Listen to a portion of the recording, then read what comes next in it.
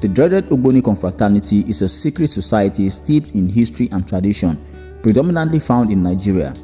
This society is often shrouded in mystery, drawing curiosity and intrigue from both scholars and the general public. In this video, we will delve into the origins, belief, and societal impact of the Ogboni Confraternity. Through its rich cultural heritage and historical significance, the confraternity not only plays a critical role in the lives of its members, but also in the broader context of Nigerian society. This confraternity is not merely a secret society, it is a custodian of culture, ethics, and communal values that have shaped the communities it influences. It is therefore essential to approach this topic with an objective lens, recognizing both its historical significance and its modern implications. If you're new to the channel, kindly do well to subscribe, share, like, drop a comment, and turn on post notifications so it will notify you whenever we drop a new video. Thank you. The origin of the Ogboni secret confraternity can be traced back to the Yoruba ethnic group in Nigeria. It is believed that the confraternity was established in the 19th century, serving as a council for elders who were responsible for maintaining societal order and justice. The Ogboni secret confraternity has often been described as a socio-political religious organization which upholds traditional values and norms within the community. Despite its secretive nature, the confraternity's role in modern Nigeria is increasingly recognized, with many viewing it as a stabilizing force in a rapidly changing society. The Ogboni confraternity has not been without controversies. Critics often raise concerns about its secretive nature and alleged involvement in illicit activities. Some argue that the confraternity's influence in politics can lead to corruption and nepotism. Additionally, the mystique surrounding the confraternity has led to various myths and conceptions, making it difficult to separate fact from fiction. Like Freemasons and the Illuminati, the Ogboni confraternity is a secret society.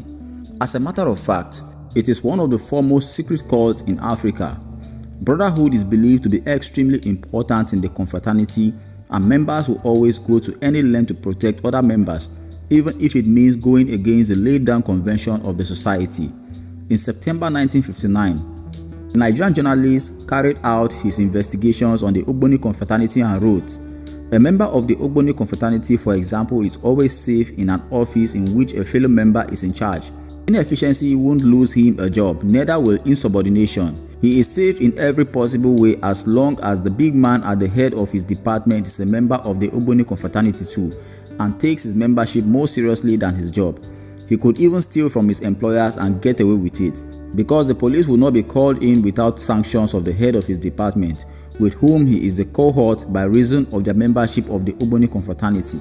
Members of the Ogboni confraternity are taught certain secret signs which they use to communicate or make their membership clear or send a signal to others. This is done without a non-member even knowing what is going on. Even in court, I have seen a member of the Ogboni confraternity brought up to the dock between two policemen, look around casually, and then knocks loudly 3 times on some resonant surface. This is an Ogboni sign. Who was he trying to influence by showing that he was a member? Perhaps he had never met the police prosecutor before, and perhaps he thought that the prosecutor was a member who might help him by presenting his crimes more leniently than otherwise to the court. But this is not all the secret signs and symbolism of the Ogboni confraternity. The complementary nature that exists between males and females is always highlighted in the Ogboni society.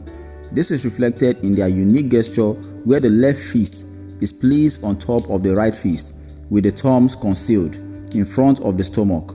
In the olden days, the Ogboni secret societies were collections of elderly people in the community. In fact, anyone less than 50 years old were not considered eligible members, and there seemed to be little or no difference among the court chiefs and the chiefs in the communities. These chiefs held jurisdictional powers over the king.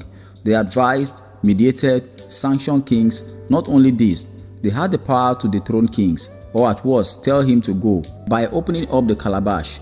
The secret behind this open of calabash was whenever the community felt itself under pressure or duress due to the reign of a king, they put bird eggs inside calabash as a roku or symbolical message to the reigning king. Once the latter saw this, he knew what it meant. The second mode of asking the king to go was to open up and look inside the ancestral crown.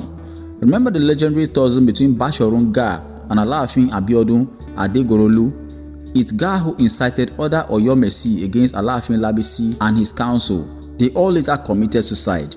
The secret Ogboni confraternity was so powerful that the Yoruba people turned it to an axiom, which simply read, "You simply want to waste your life if you want to be king and not initiated into the Ogboni Confraternity." Even till date, powerful chieftainship titles in Oyo lands, Egba, Ijebu, such as Oluwo, Asipa, and Akpena, had Ogboni backgrounds. However, the court has been bowed to the revolution of time in recency. For instance, it is now open to both young and old. All forms of anarchism had been rectified in their laws. Its current population is being made up by politicians, musicians, and business moguls. And finally, it is now an inter-religious cult. The dreaded Ogboni secret society often holds its meetings every 17 days, though days of meetings in every community may differ. On the morning of the meeting, somebody already designated with the chieftainship would go and beat the sacred drum. By doing so, all the members will be notified that they have meeting on that day. The responsibilities of the meeting session is rotational amongst members of the cult. Someone who pays all the expenses for today's meeting may not be responsible for another for years, depending on the numbers of the members. Whenever they are going to some important social meetings, the Ogboni members' dress code is always distinct. While going to the meeting, they will wear white trousers, have another piece wrapped on their chest, and wear one large hat. After this, they will have another piece on their shoulders. This last cloth is like the one most priests put on their shoulders. Then they would complement it with their staff. Also, it is the must that Ogboni members put on red bead on the left hand. This is very essential. On human sacrifice by the cult, not much is known. However, they all regard themselves as siblings. They take oaths they know mustn't be betrayed. Secondly, their initiation into the ancient brotherhood is taken seriously, as initiates are always there for co-initiate. No member will let any form of maltreatment come to a co-member. One thing about this brotherhood is that it seldom talks about itself, and since so less is known, the benefit and disadvantages of being a member can't be ascertained. Over the years, the Ogboni Confraternity has evolved, but its core principle remains rooted in the betterment of the society. The secret confraternity is known for its deep connection to the ancestors and the spirit realm, often invoking the wisdom of the past leaders and sages to guide present-day decisions. The historical significance of the Ogboni Confraternity cannot be overstated. It has played a crucial role in the governance of various Yoruba kingdoms, acting as a counterbalance to the authority of traditional rulers. Members of the confraternity have often served as advisors to kings and influential political figures, further solidifying their status in the socio-political landscape of Nigeria. The beliefs and values of the Ogboni Confraternity are deeply rooted in the Yoruba cosmology and spirituality. The confraternity emphasizes the importance of ethics, morality, and communal harmony. Members are taught to uphold the values of integrity, respect, and loyalty. One of the key beliefs of the Ogboni Confraternity is the reverence for ancestors.